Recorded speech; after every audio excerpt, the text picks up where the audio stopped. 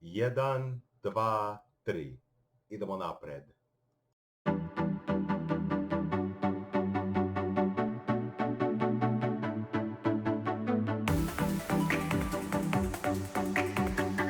Artlist.io.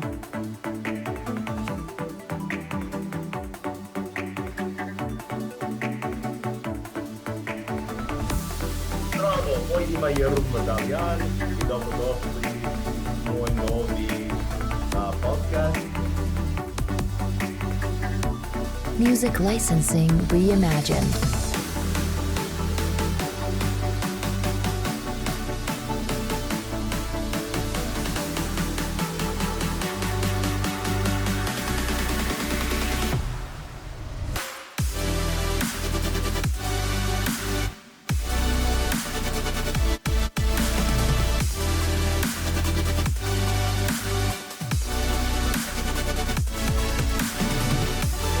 Artlist.io.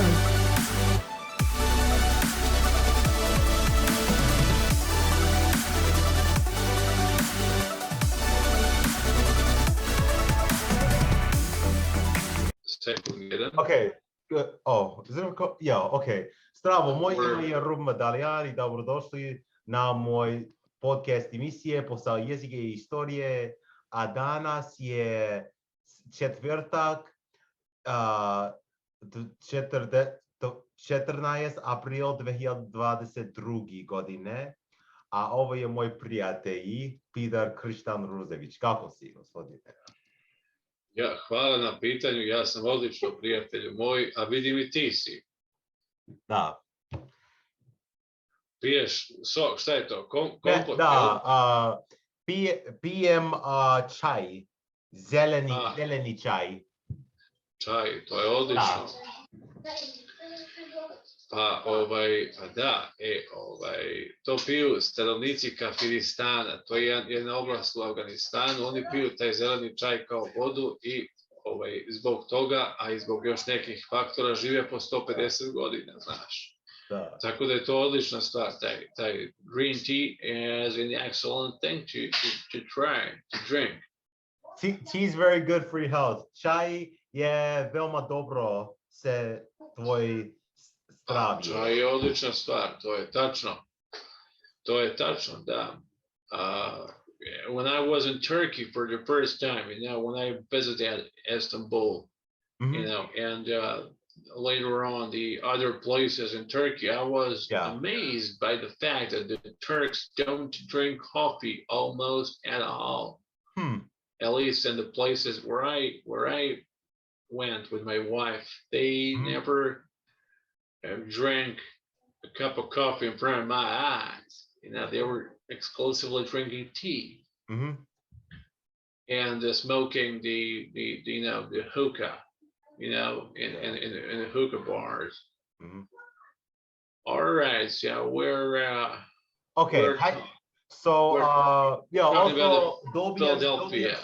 dobijem sam moj nemački I bulgarski rečnike. It's coming also today soon. It's coming like in an hour or so, so I can't wait to learn them later on. Congratulations to you, because those are the excellent languages you're gonna enjoy while learning. I'm having a lot of German dictionaries and glossaries. Oh wow. For example, like Konrad Duden. German, like I don't have any German or like Bulgarian dictionaries whatsoever, or any other language. I only have like Russian, Serbian, or Armenian dictionaries. Those are the only ones I have. Ruski, Serbian, you've got a Russian one. Yeah, I got a lot of Russian ones. Если же у тебя существует русский словарь. И у меня тоже, конечно же, что да. I've got it as well. I've got several Russian dictionaries. A šta je sa jermenski rečnike? No, I don't have any of them. I probably have some of them, some of the Armenian glossaries in my online archive. Probably it's inside of my computer, but nothing in the physical edition. Грузинский речники? Yeah, I've got one, Russian, Georgian, English. I've got two of them because I need it. Da, to je veoma važno. Anyway, hajde da pričamo atomskih bombih i filadelfski eksperiment. Philadelphijski experiment. Takom Yeah, drugom the Philadelphia experiment. Okay, so can we just start first with the Philly? Philly, because that was in 43, and then the Manhattan Project was also during that time, though. So, but we can talk about the Philadelphia experiment first. Okay, so those are two of my favorite subjects. Oh, regarding physics, because I have many of them. All right. Okay, so let's start with that. So let me first tell you a few things about the guy named Al Bielak, alias James Cameron. Ed Cameron. Not James Cameron. Bullshit. It's Ed Cameron. To je sranje. Yeah, Ed Cameron is a movie director who had directed the legendary movies like Terminator, Titanic, and Avatar as well. Yeah, the younger generations. Yeah, I'm the Terminator because I was born the same year as the movie has been produced. Yeah, so later on occurred the Titanic and so on. Okay, so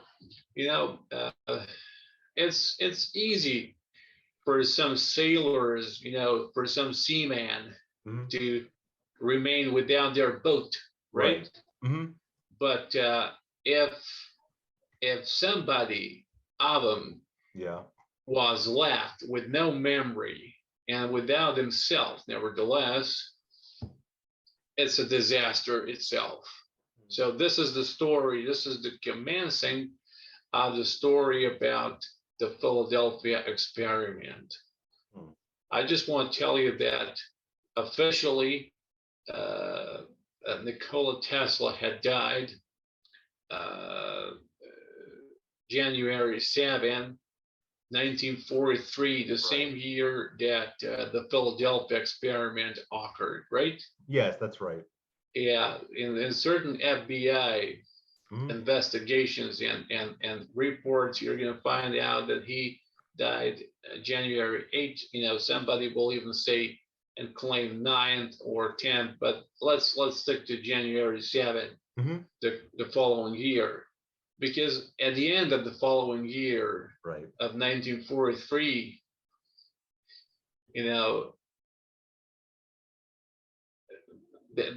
was happening, the biggest event in modern physics. That was the introduction to the quantum mechanics and to the teleportation, right?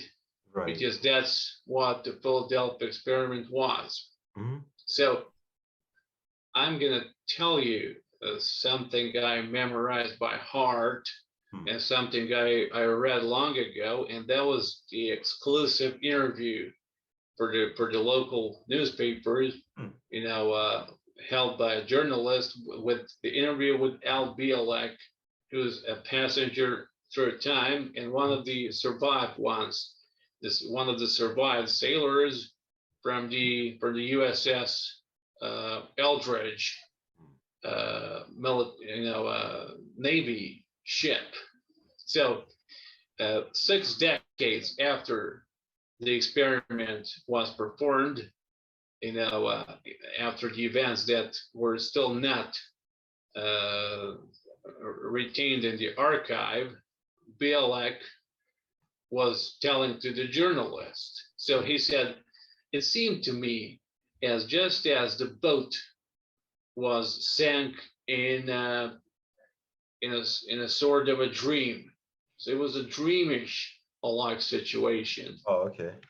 Yeah, so they told us, I'm continuing the quotation. So they told us that in the case of an unusual event, we have to bring the decision by our own selves, all right? Because we are the seamen and we have to be determined and to deal in the proper moment. So the coast was still very close to us, very nearby, and we thought that the best thing to do is to jump off into the water when the experiment commenced. So we were falling for a long time. So when you jump off from the deck, you know, from the edge of the boat, you get into the water, you don't fall for too long, right? Yeah. According to his statement, his testimony, he said we were falling for too long. I think around 2 minutes, you know, which is weird. But instead, in the water, we found ourselves into the bed in the hospital. So yeah, so that was basically like a ship in Philadelphia that was so nevertheless, and however, the worst was yet to come. So people who have approached him had told him, you know, they first asked him who he was, and he said his name, and they checked out his IDs and so on. But the shock is coming right now when I tell you that instead of the current, you know, following year of 1943, he suddenly got himself into the year of 1983. So he traveled 40 years into the future. Yeah, 40 years. Let me just make it clear, a brief mental cleansing to our audience. Let's make the point clear. So the nature of time is the constant zero. The essence of time is being.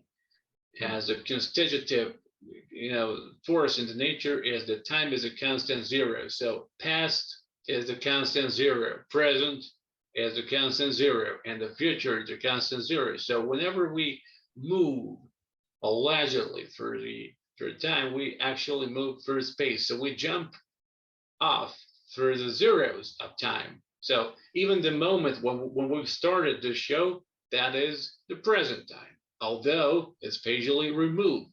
The physical positions of Ruben and Peter are not the same, you know, as now, are not the same as they've started, you know, some 15 minutes before.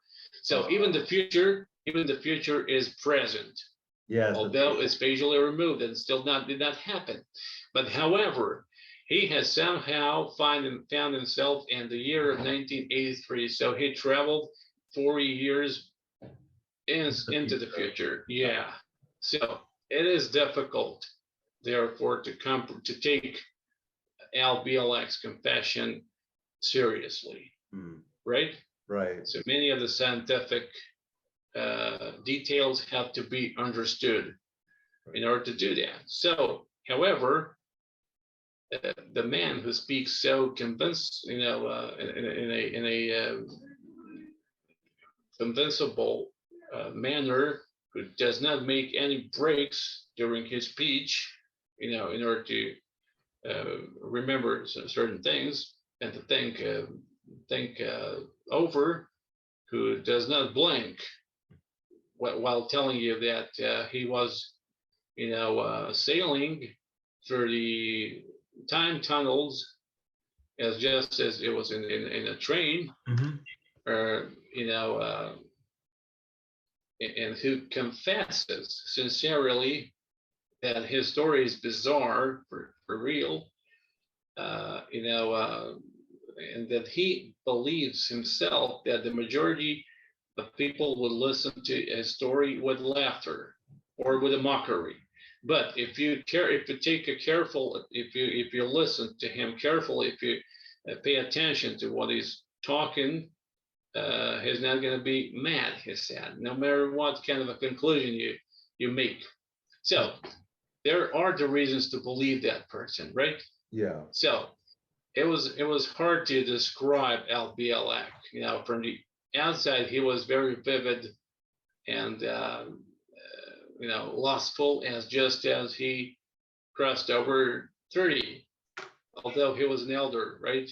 Yeah. So and he belonged to the persons that you meet just once over your lifetime. So he claimed that he was born 1916 as Edward Cameron. So he has made his PhD in Harvard, in physics, and he entered the U.S. Navy with his brother Duncan in 1939, and unwillingly he entered the Philadelphia experiment. And allegedly that was the first attempt to make a U.S.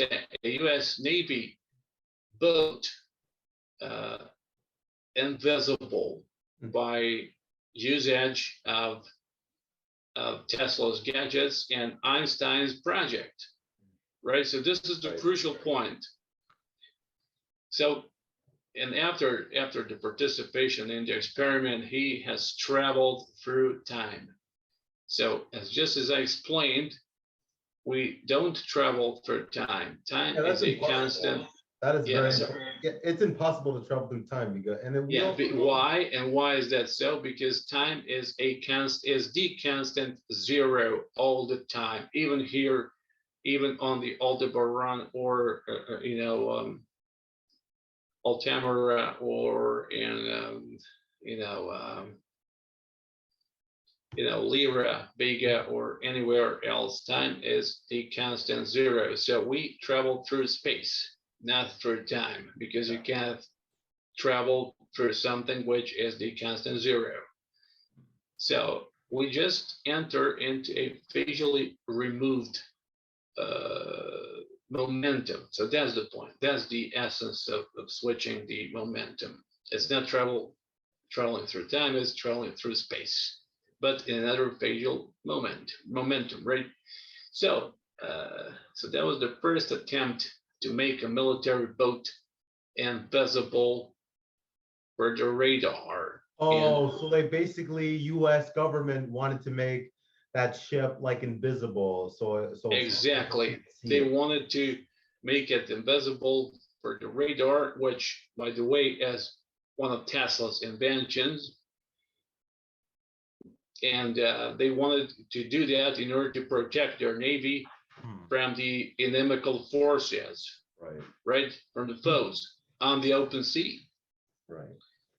So Bielak continued and said to the journalist that in the final test he was on the USS Eldridge boat onto the deck, while in the moment when he and his brother were set into the future, 4 years into the future, and then after a short time over there that they spent over there, they were turned into the year of 1947, because he has seen the titles in the newspapers.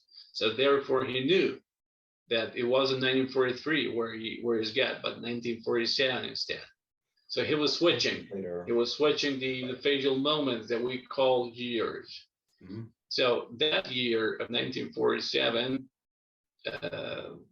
there's been a very secretive spatial project, Montauk, right? Yeah. And during that experiment, financed by the government and the deep state, of course, all of his memories were erased. And he has got a new identity. And since then, he used to grow up as a 2-year-old boy under the severe surveillance of the people from Montauk experiment. That he grew up under the name Al Bielak.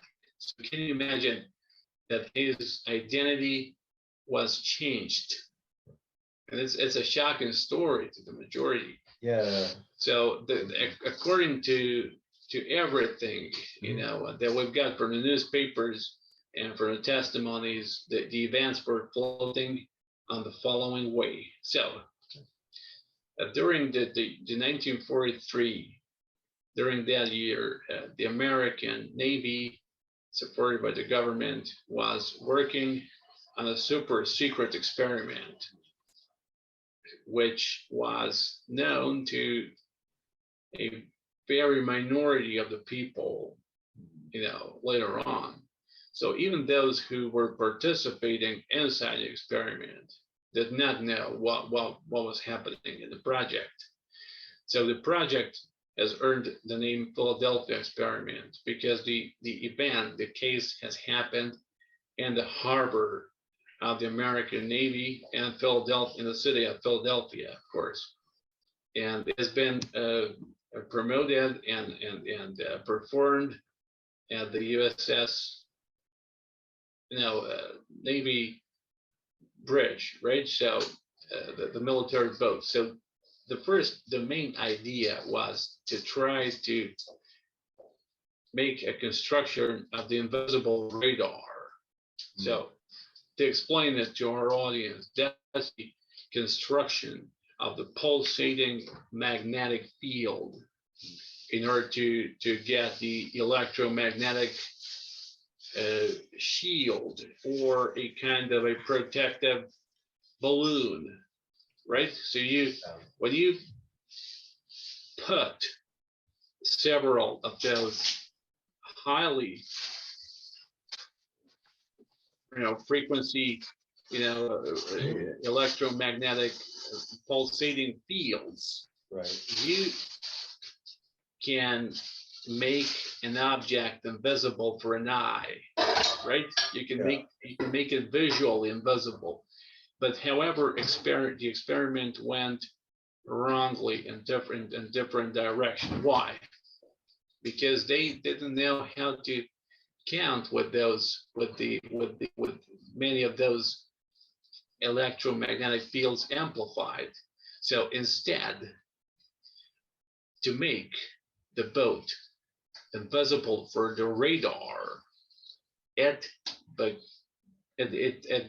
became optically invisible. So, and later on, it vanished, it perished, it disappeared. It disappeared for something which is mostly described in sci-fi literature as a temporal tunnel. So it vanished. It went away through a time tunnel. Are you following? Yeah, I'm following. Yeah, this is great because this is the crucial moment, because when the generators had finally stopped their function, when they stopped working, the boat reappeared.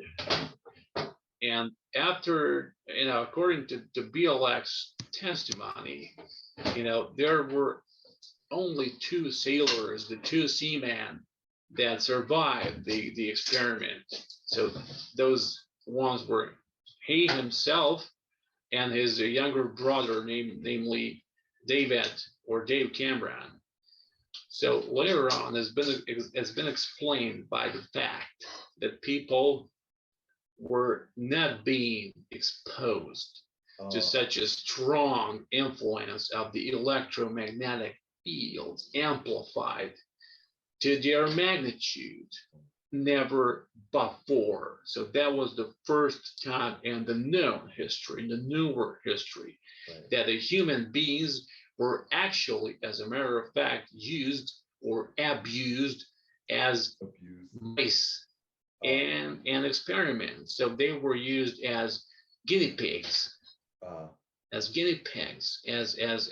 rats in a lab, in a labyrinth. Those Skinner's rats, that were given their name after the English college as Skinner. So there were many.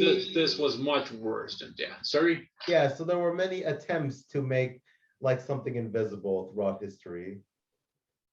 Oh yeah, sure, and certain lamas can do that by amplifying the frequency of their body cells, but it's another story because the electromagnetic fields that the boat was surrounded by were amplified for dozens of times. So the amplification, the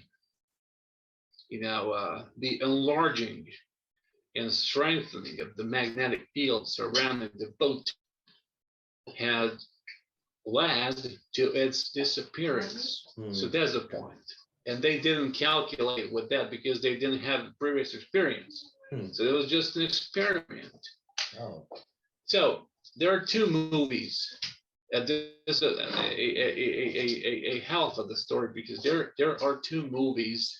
The Philadelphia Experiment 1 and 2, and I strictly recommend at both of the movies that are taped over the 80s. I think 1983 or something. I recommend both of them to our audience. Cool. Yeah, because I watched them. Yeah. So. And there are two books that have been written, after the subject. So one was written by Charles Berlitz, and the second by William Moore. Wow. And there is that already mentioned Confession of Al Bielak, and also there's a book on Amazon that has been written by him, and a book of interviews as well. Cool. So those testimonies and those documents have to be, the deciding trigger, for a whole event to be truthful, to be taken as truthful. So there is no kind of doubt for Al Bielak that the experiment in the Philly harbor has really happened. So he does not deny nor doubt that. So when our journalists, when our two journalists spoke with them, at the year of 2000, during the conference of the International, Nexus meeting, and the conference that was held in Amsterdam. So although he was deeply, stepping into the 9th decade of his life, Al Bielak was still seeming very fresh and self-confident, right? Right. So, and he seemed as everything that he survived and overcome and went through, and everything happened just yesterday. All right? So he said, my real name is Ed Cameron. I was born in a family of Camerons during the 20s of the past century. So Ko je bio Cameron? Upravo ti govorim ko je bio. He was a seaman, a sailor of the U.S. Army. So he said that he remembers his parents very well, and his brother David, however, was still his best friend because he was still alive when the interview was held. So that was a rich and reputed family. So they were sane. They were not mad or silly. And his father, who was a very influential man, has allowed them to study on the best universities and colleges in America at that time. For example, like Harvard, in his case. So, however, the World War II, which belongs to your field of study, right? Field of study, not only World War II, not only World War II, but definitely the most interesting one the most interesting field in the recent history. Yeah. World War II is, yeah, right? That's one of my favorite topics of recent history. And to me as well, you know. So the war was approaching, and he and his brother wanted to enter inside the Navy and to become the members of the U.S. Navy. Yeah. So this is how he has found himself. This is how he got himself in the Navy Center in Philadelphia. Yeah. So this is where the story began. So everything was rolling, you know, out in a form of a routine, all until one day at the beginning of the 1943, they announced them. You know, they told them that they would participate in an experiment. They didn't know what kind of an experiment it will be, but they just told them an experiment. That's what that will be. So, and 1943. Oh yeah. 1943 godina. That was like 1943 godina. Yeah, because so, like, that was 2 years before World War II ended in 1945. 1945 godina. Oh yeah, that's exactly where it was. You were doing your little research before the show, right? Yeah, and I know as well as I do. So, yeah. So all until the very last day before the commencement of the experiment, they didn't feel nothing unusual, nothing strange, nothing weird nor twisted about the experiment itself. So nothing seemed strange to them. Neither to the other sailors. Yeah. Nobody was having any suspicion about it. Yeah. So yeah. And between 1943 and 1944, that was when Germany was starting to lose the war because they were being defeated by the Allies, with the particularly the D-Day landings on the beaches of Normandy, France. Mm-hmm. Yeah. That's exactly what was happening around. So do you know who was the main chief in charge for the landings of D-Day for landing the Allies in Normandy? Dwight Eisenhower. Yeah, but he was the chief commander of the troops, but the one who was in charge for the logistics was, believe it or not, Frank Sinatra. Oh, Frank Sinatra. Crooner, the singer. You know? Oh, he was in Normandy. Yeah, he was one of those ones who was in charge for landing the tanks and the Marines and so on. So he was in charge. He was the mob chief, the chief of the Italian mafia in states. Yeah. So, but it's a whole lot of different story, but it's deeply connected with this one. So I'm getting back to Ed Cameron's story. Okay. To Philly. Cool. Okay, so when they told them that in the case of an extraordinary appearance or a phenomenon or an event, if anything strange occurs, they told them to forget about their military custodies and obligations, right. And to act and behave by their own will, and to make their own decisions in a case of a danger or a disaster. It was the moment of the breakdown and there was a moment when they realized, and it was clear to them, that they will participate in something which is big and dangerous and potentially very harmful. So, and just several minutes after the beginning of the experiment, that had happened. That's exactly what happened. So suddenly, the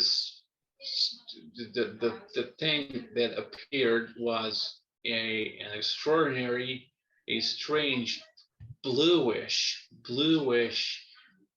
fog the mist that appeared out of nowhere, seemingly, although it was a consequence of those strong magnetic fields that were, amplified and put one above another, right?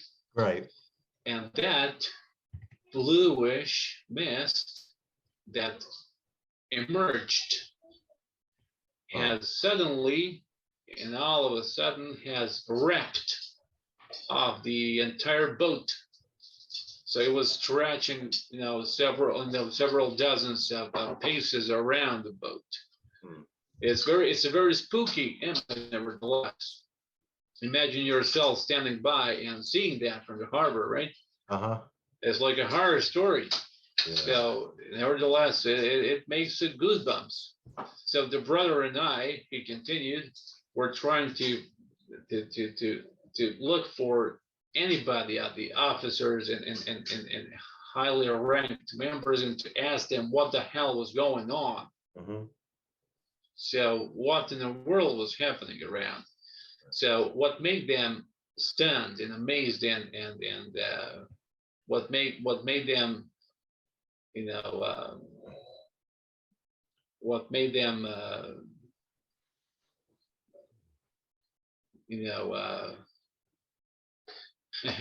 what made them incomprehensibly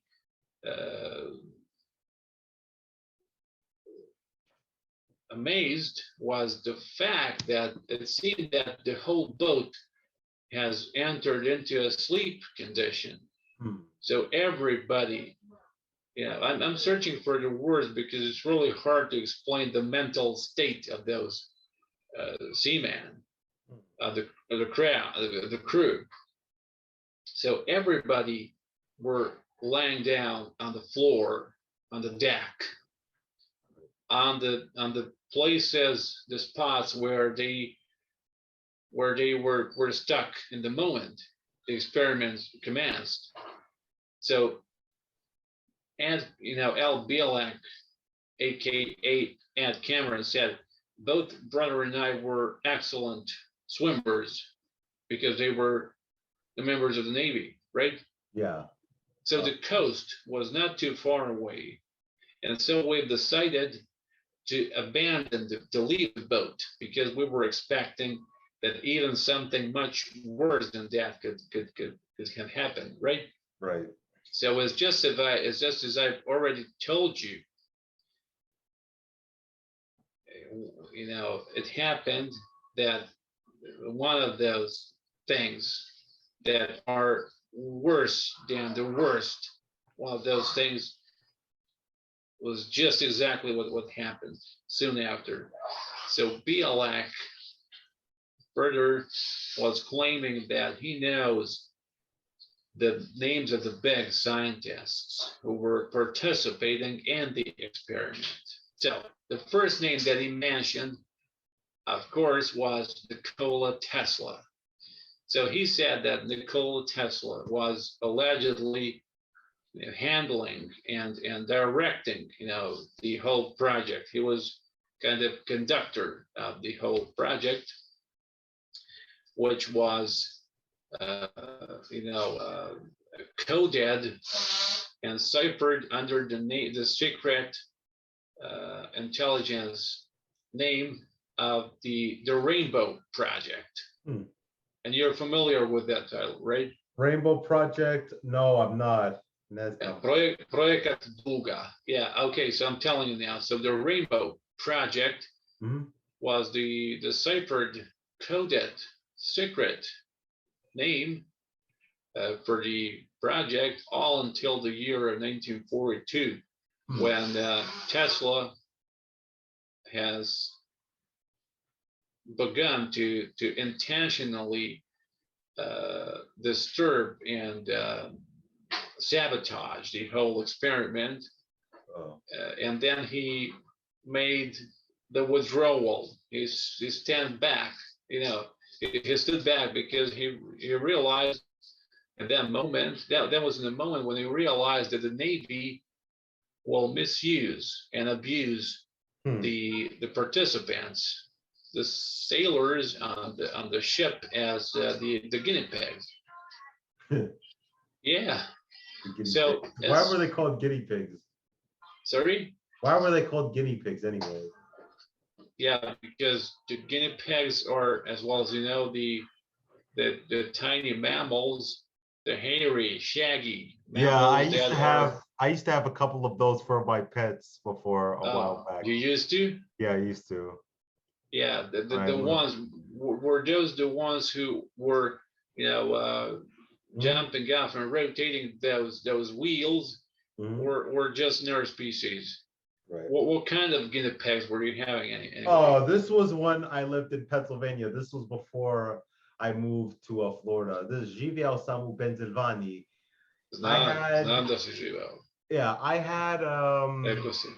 I had 2 guinea pigs, imao sam dve. One was named Pikachu, and then one was named what was its name? I'm trying to remember the other one's name. Yeah, it was a long time ago, so they died a while ago of old age. They lived very short time, so. Oh yeah, you have forgotten their names in meanwhile. Yes, I only remember one of them. All right, yeah, I was a lot much more into snakes, serpents, hedgehogs, rabbits, frogs, tortoises, or turtles, and mice and rats. So much about me. And my daughter likes spiders Zdravo. Yeah, the tarantula spider. Well, she's a kind of a freak like her father and mother are. I guess I assume that's due to that reason. So, all right, we're getting back to Philly Harbor and the development of the atomic bombs. All right, but I just have to make the point of the whole story because we can't make a shortage right now. We can't just cut it off right now. Yeah, that's right. Because this is the crucial point, and it's indicated for LBLAC that several months after the experiment, meaning the August of 43, Tesla was found dead and proclaimed officially dead at January 7, 1943, in his hotel room on the 33rd floor, the New Yorker Hotel. Right. Yeah, I've been to that chamber, to their room, and it does contain a very special energy. I slept in that bed where Tesla died. Oh, you were in Tesla's building I slept in New York City. Do you know? Sorry. Oh, you were in Tesla's building not when he died. You were in the building where Tesla died. I was in the room where Tesla actually died. Yeah. And do you know for how long I slept in that bed? I slept in that bed for half an hour. Oh wow. Yeah, because the energy and the feeling of Tesla's presence in their room is so strong that you cannot maintain a longer sleep. You cannot endure. So I was thinking over and over again. So okay, it's a whole lot different experience. We're gonna talk about my experiences with Tesla later on. Oh, good. So that was his conscious separating from the bodiless system, meaning he wanted to discarnate normally. He said to his closest female secretary, Charlotte Musar, he said, clean the bathtub and everything else, and don't. He wrote on the doors, don't disturb, do not enter. So he was found in his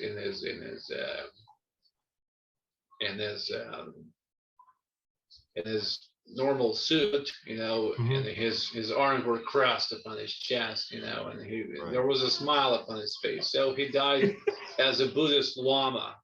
So that was what's called in Buddhist tradition the conscious death or conscious separation. So in 1931, Tesla has started to think about the invisible radar.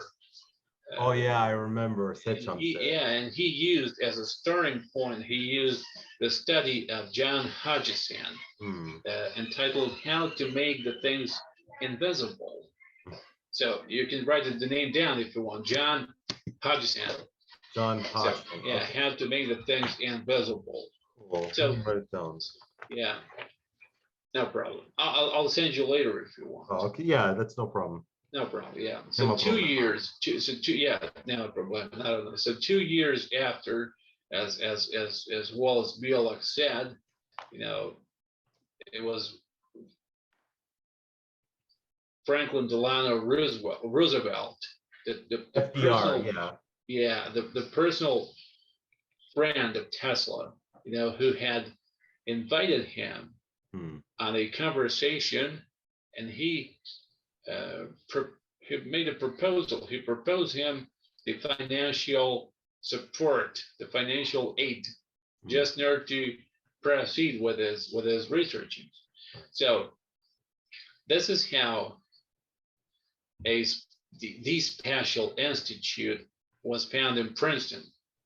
The institute, the place where Tesla will cooperate with Albert Einstein, you know, allegedly. The place where he will, you know, run the institute as the director, but although he won't be officially employed there. So many years later, you know,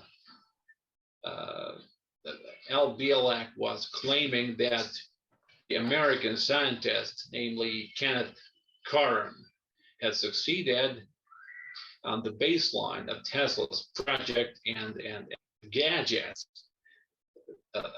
such like those that Tesla was using, that Kenneth Karam basically succeeded to make one of the probe models of the ship invisible. So he had succeeded to make one of the models invisible. So allegedly, the second among the great names of science was Dr. John von Neumann. And you're familiar with that name. Yeah. It was a Khazar, of course, an Ashkenazi who was an American. The Khazars are everywhere. Yeah. You know, they're everywhere. Svima je Tatar. Yeah, it's normal. So,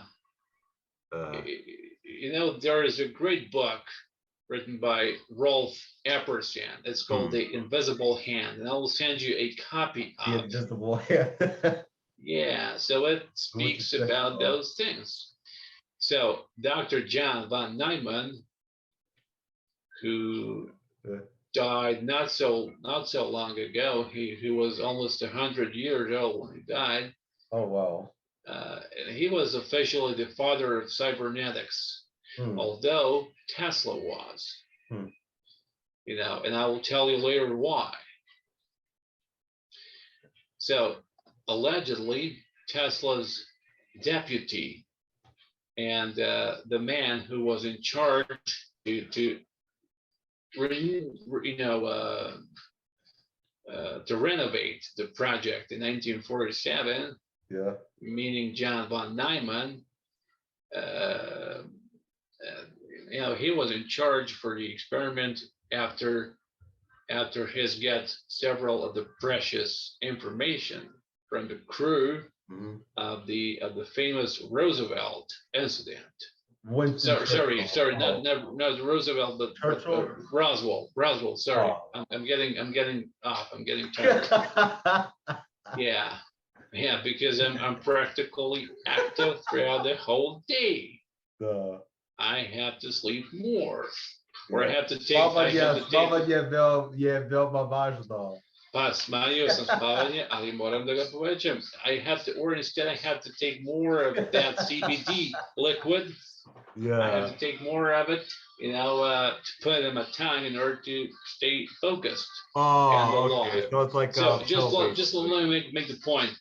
So Al Bielak claimed that that was the moment, the instance when the project has been switched from the analog into a digital momentum.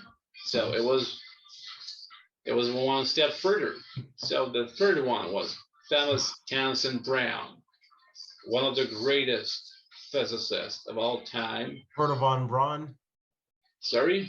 Wernher von Braun, the Nazi. No, I'm not talking about Wernher von Braun, but instead Thomas Townsend Brown. Oh, okay. So, yeah, and he's known after the so-called Biefeld-Brown's effect. And that's a tendency of motion towards the positive pole, and the condensators, the large electric charge of the high voltage. Right. So there is a lesser known work of Brown that is, the work on the electrogravity, in which he had proved that in the laboratory conditions, the small orbs or the tiny disks, they lose their weight, and so they even fly. They're even capable of flight, in moments when they've got the electrostatic charge. All right. So he was the first one who was working in newer history with the anti-gravity.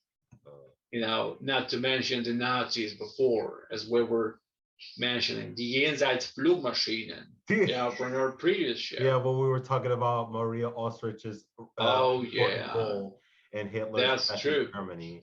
So this is this story that we're in is a logical continuation, or a logical continuation of the story about Nazis, because the participants in Philly experiment were Khazars, were practically the same Nazis who were working with Tesla and Maria Orsic previously, and with the Onanov and so on.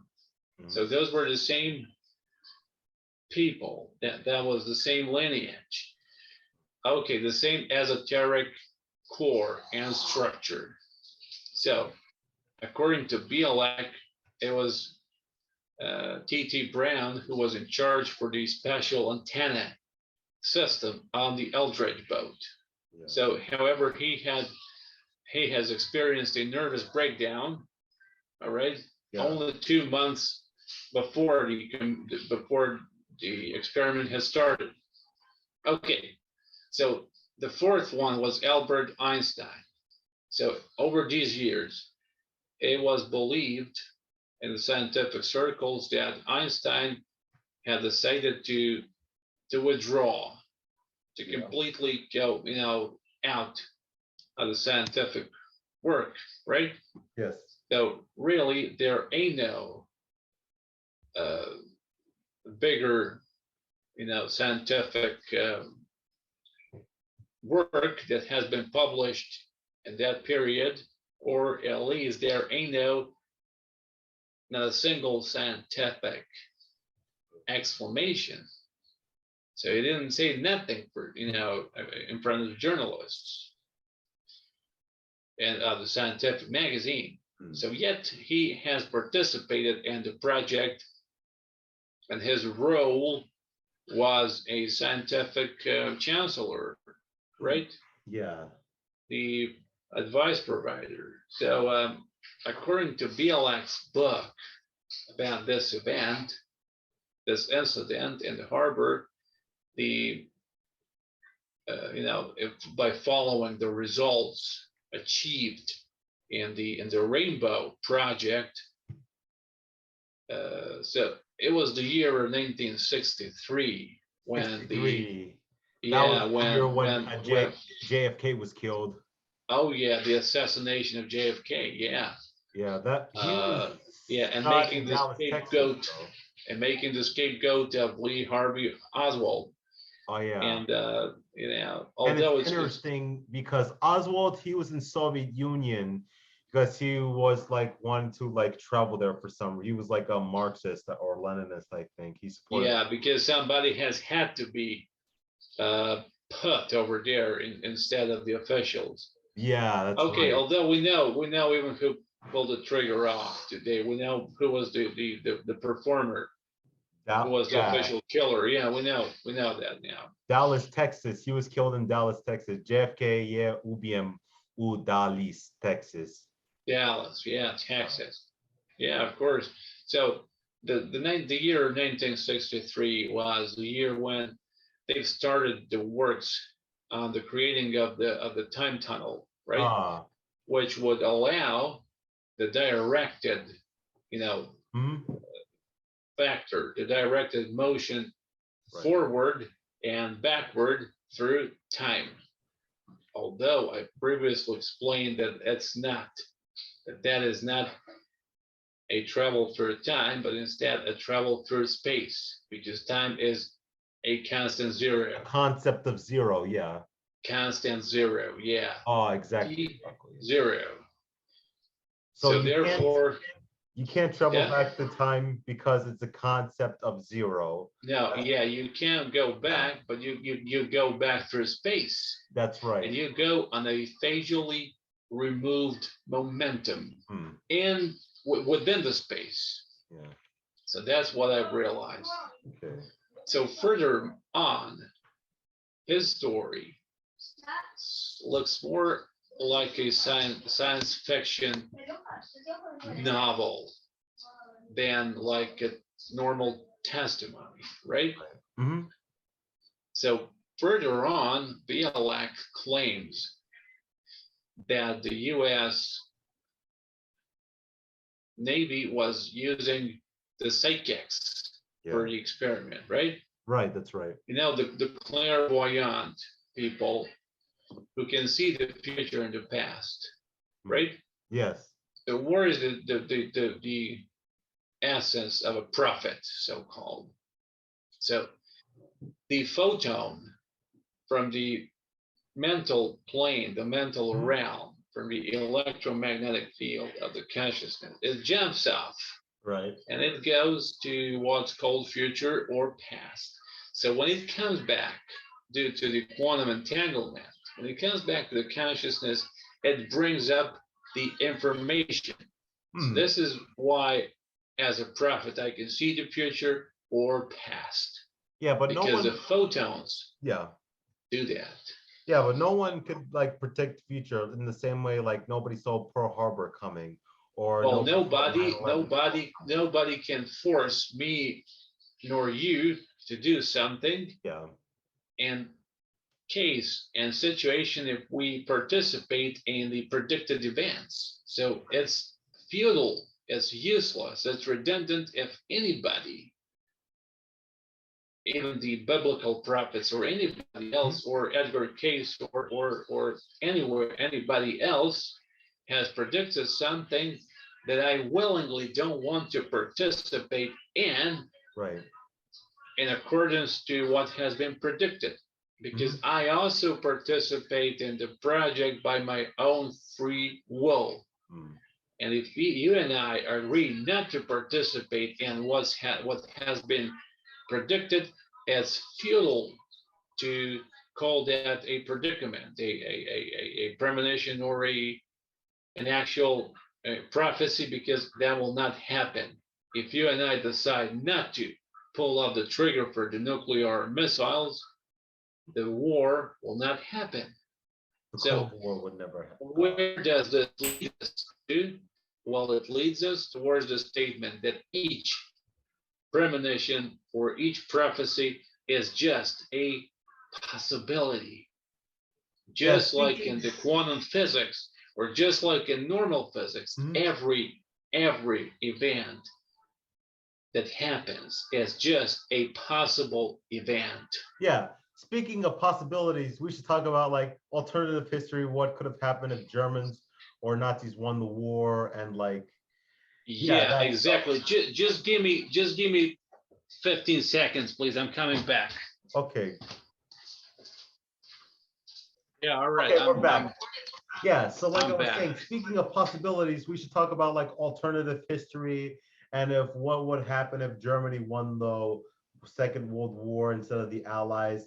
They could have became a potential like superpower of the Yeah, all right, but just let me make the point clear. We have to clean up the whole thing regarding the Philadelphia harbor experiment, because it's extremely important for our audience to know the whole story. We have to cover up a lot of material. Yeah. So the sidekicks that have been used by government and by Navy, and the sidekicks were connected, by the mediation of the special chairs that were electrified. They were connected and linked to the computers of the extraterrestrial, meaning the alien origins. And those computers were provided by the creatures from Orion and from Sirius A stellar system, allegedly, all together with a group of of entities that was known as Leverons. So those were not the proto computers, right? Yeah. When you follow up the track of the history of computers, you find out that there's been a lot of various kind of gadgets like ENIAC, the whole story, and something else. Just like the internet, our momentary connection has its own history that tracks back. So, but those were not the proto computers, but those were like the quantum computers, such like those that Elon Musk is creating right now. So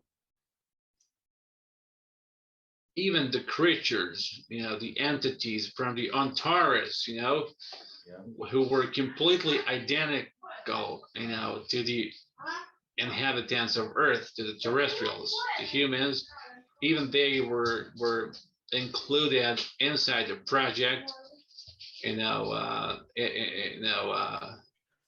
like the observers, like the surveillors. So they were scrutinizing the whole experiment. They were conducting it from the background. So the experiment with the time tunnel was, continued with the briefer breakups, but now the name of the experiment was switched, and it was changed to the Montauk Project. And that was basically like a time machine or something, or what was that? Was it similar? Oh yeah, those were the previous original attempts to create a temporal machine. Yeah. Oh, okay. Cool. Like those that has been primitively, some primitively but bravely and artistically smartly described in H.G. Wells' novel, The Time Machine. Yeah. So, and those were the two guys, Al Bielek and Preston Nichols, the scientist who was directly included in the realization of Montauk. And those two were claiming that it was already in that time when the humans have captured and conquered, entirely conquered the possibility of the infinite travel into the past. So already in that time, but they somehow could allegedly travel into the future just to the year of 2011. Oh, not too long. Don't ask me why was that so. 11 years ago. So after this period, allegedly only the traveling, and in a altered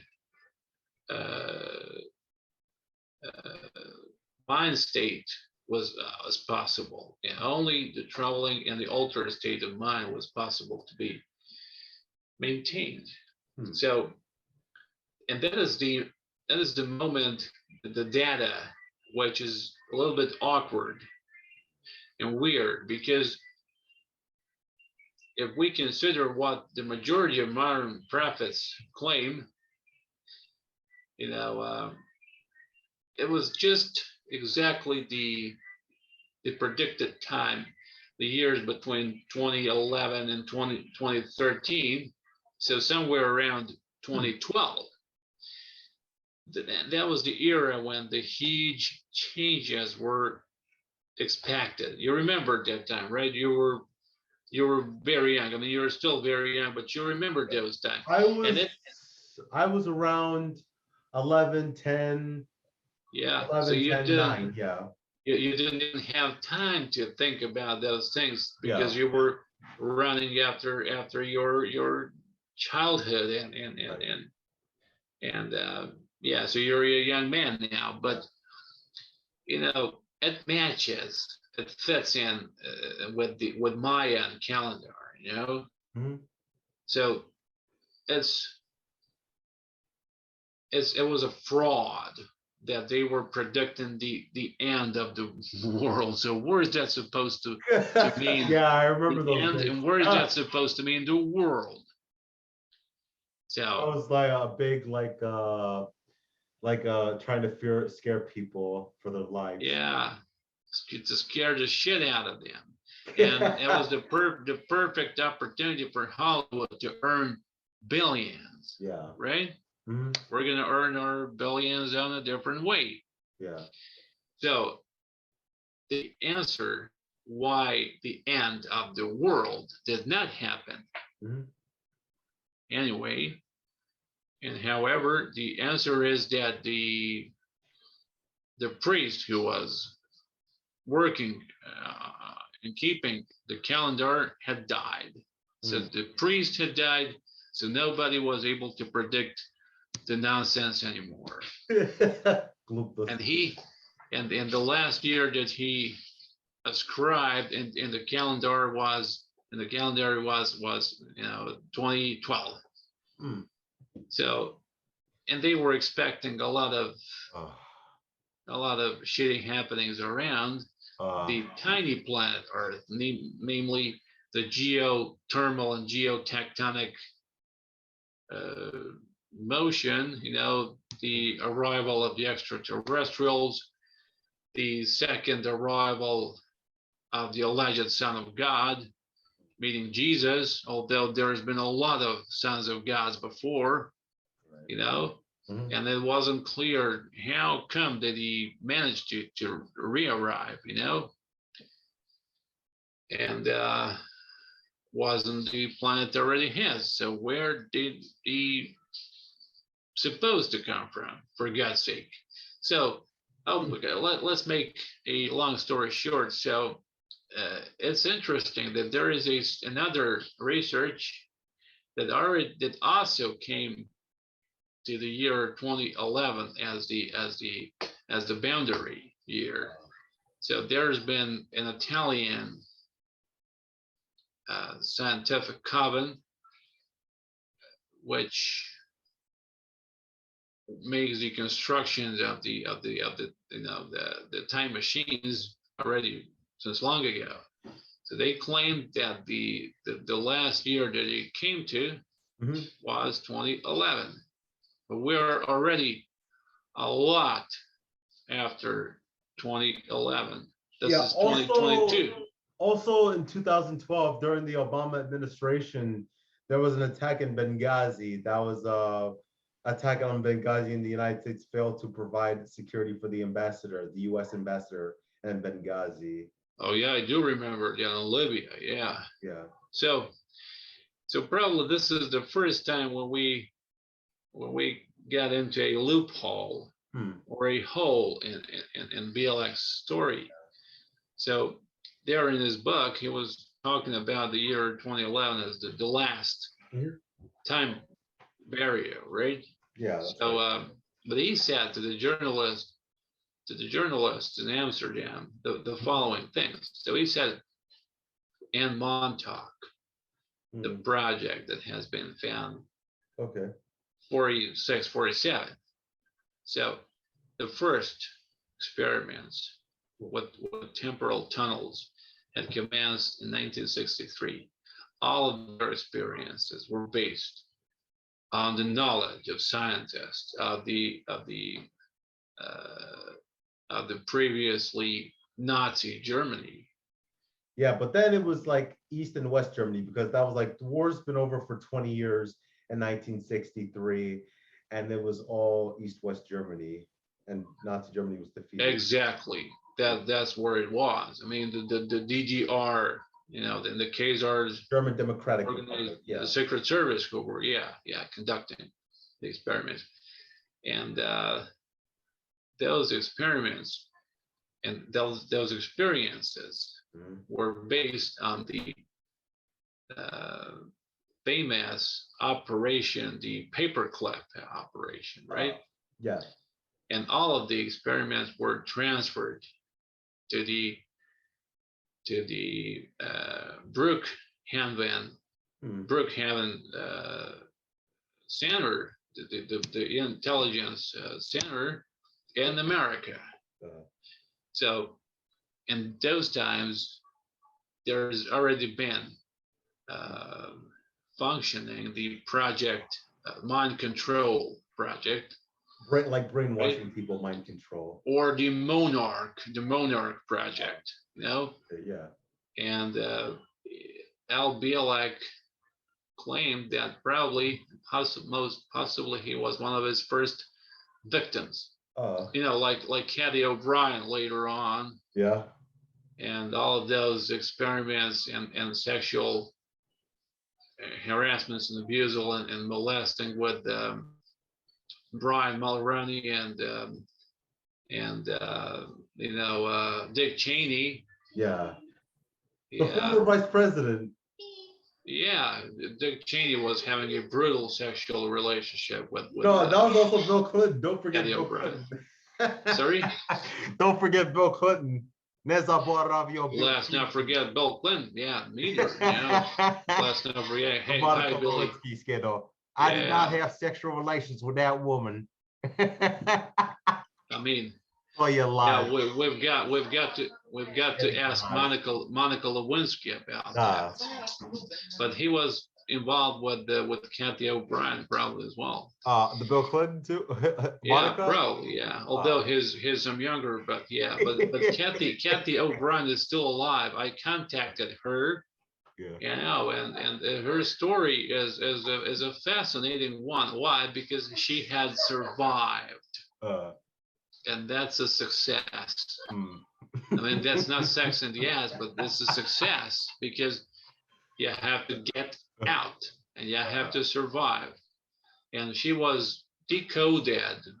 Yeah. You know, they were doing coding and ciphering after the books, namely the Wizard of Oz, Alice in Wonderland, and Peter Pan and Tinkerbell, and the you know, the books, the children's books, such like that. They were abusing the whole story till, you know, utterly. And there's Michael Aquino's influence in the whole story, and that's a whole different tale about the Temple of Set. But let me get back to Al Bielek's testimony. So he said, my remembrance is on everything that was happening to me, including the Philadelphia experiment, and my family and my true origins. All of my memories had started to you know, pop up and to jump off and to blossom yet in 1988. So that I don't know when I was first time used or misused for the purposes of traveling through the time tunnel. So the only thing I remember, he said, continuing, the only thing I remember was a voyage towards the Alpha Centauri stellar system, and then on the Mars, the planet that we're going to. And you know, at most within 10 years from now. Yeah, with Elon Musk's. Yeah, and speaking of plans to go to the space, like Germany had plans, because I remember reading an article of Maria Osrich. Like there was a plan met by, there was a meeting between Osrich, Hitler, Himmler, and a bunch of other Nazi officials, and that he discussed a plan to go around some type of planet or something. Oh yeah, they were planning to conquer the space. I mean, yeah, that's right. At least the entirely infinite and small amount of the surrounding space. Yeah. And I told you that most probably even Maria Orsic has ended up on her the stellar system where she was originating from, meaning, Aldebaran, because she had written down on the piece of paper, Niemand bleibt hier, meaning nobody